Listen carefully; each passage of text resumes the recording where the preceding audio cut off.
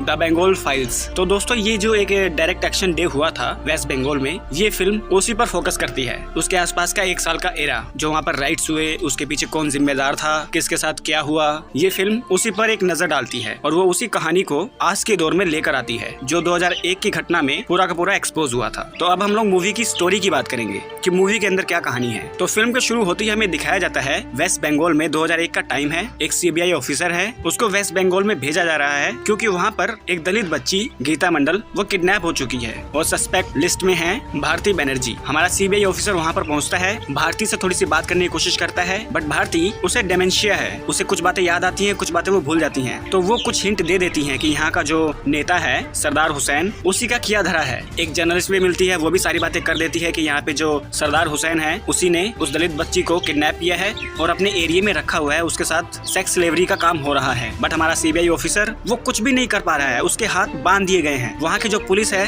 वो नेता के इशारों पर चल रही है। तो हमारा सीबीआई ऑफिसर भारती से इंटेरोगेट करता है और धीरे धीरे भारती अपनी सारी की सारी कहानी जब जब उसको याद आता है हमारे सीबीआई ऑफिसर को सुनाती है। तो कहानी ये होती है, भारती ने जब अपना ग्रेजुएशन कंप्लीट किया तो वो एक क्रांतिकारी बनना चाहती थी, तो उसने गन उठाकर पहली हत्या की। फिर उनको थोड़ी सी सजा हुई, फिर उनको माफी मिल गई। उसके बाद वो गांधी जी से मिली और गांधी जी ने उन्हें अहिंसा का पाठ पढ़ाया कि अगर ऐसे ही सब लोग हाथ में गन ले लेंगे, आप उनको मारेंगे, वो आपको मारेंगे, तो ऐसे कभी शांति नहीं आएगी और हमेशा लोग लड़ते रहेंगे। इस वजह से भारती हथियार का त्याग करती है और वो कहती है अगर मैं वायलेंस नहीं करूंगी, और वो उनके सिद्धांत फॉलो करने लगती है। फिर कुछ टाइम बाद डायरेक्ट एक्शन डे के आसपास कम्युनल राइट्स होने लग जाते हैं, जहाँ पर कुछ लोग हैं जिनका लीडर है गुलाम। उसने बहुत सारे लोगों को इकट्ठा किया है और वो कह रहा है कि हमारी राइट्स अलग हैं और हिंदुओं के राइट्स अलग हैं और हमें चाहिए पाकिस्तान और हम पाकिस्तान में जाना चाहते हैं। इसी चीज को लेकर वो वेस्ट बंगाल के कुछ हिस्सों में रेड करता है, बहुत सारे हिंदुओं को मारता है अपनी पूरी फौज लेकर, और जितने राइट्स हुए, जितना लोगों का नुकसान हुआ, क्या क्या यहाँ पर कहानी घटी,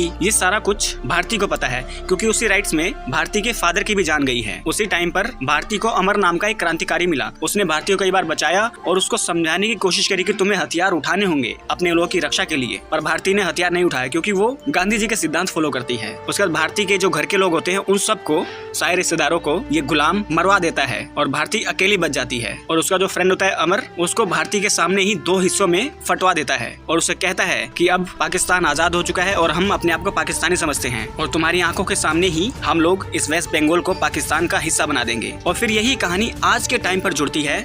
वो जो गुलाम है वो कोई और नहीं, सरदार हुसैन है। और ये बात भारती हमारे सीबीआई ऑफिसर को बता देती है और हमारे सीबीआई ऑफिसर को पक्की जानकारी मिल जाती है कि वो गीता मंडल उसके घर पर किडनैप्ड है, जहाँ पर उसके साथ गलत काम हो रहा है। तो वो सरदार हुसैन से मिलता है, उससे कहता है कि मैं आप लोगों की टीम में ज्वाइन होना चाहता हूँ। मीठी मीठी बातें करके गीता मंडल के बारे में पूछने की कोशिश करता है। तो उसे दिखाता है वो कि गीता वो रही, उसकी हालत बहुत खराब होती है और सीबीआई ऑफिसर के सामने ही गीता मंडल को जान से मार के गड्ढा खोद के उसको दफन कर देते हैं। हमारे सीबीआई ऑफिसर को बहुत गुस्सा आता है और वो एक जगह पर ले जाकर सरदार हुसैन को गला घोट के उसको मार देता है। और फिर वो भारती बनर्जी के पास आता है और भारती बनर्जी उसने बहुत बड़ी फाइल बना रखी है जिसमें उसने सरदार हुसैन को पूरा एक्सपोज कर रखा है। पूरा 50-60 साल का जो कट्ठा चिट्ठा है सरदार हुसैन का, वो इस ऑफिसर को दे दिया और इस ऑफिसर ने ये सारा कुछ पब्लिक कर दिया। फिल्म की यही कहानी है, बाकी क्या सच है क्या झूठ है वो मैं नहीं जानता, हिस्ट्री का मुझे इतना कुछ नहीं पता। पर मैं ये कहूंगा कि इस मूवी के अंदर ये साफ साफ गांधी जी के जो सिद्धांत है उसको निगलेक्ट करने की कोशिश की गई है। हिंसा न करने की वजह से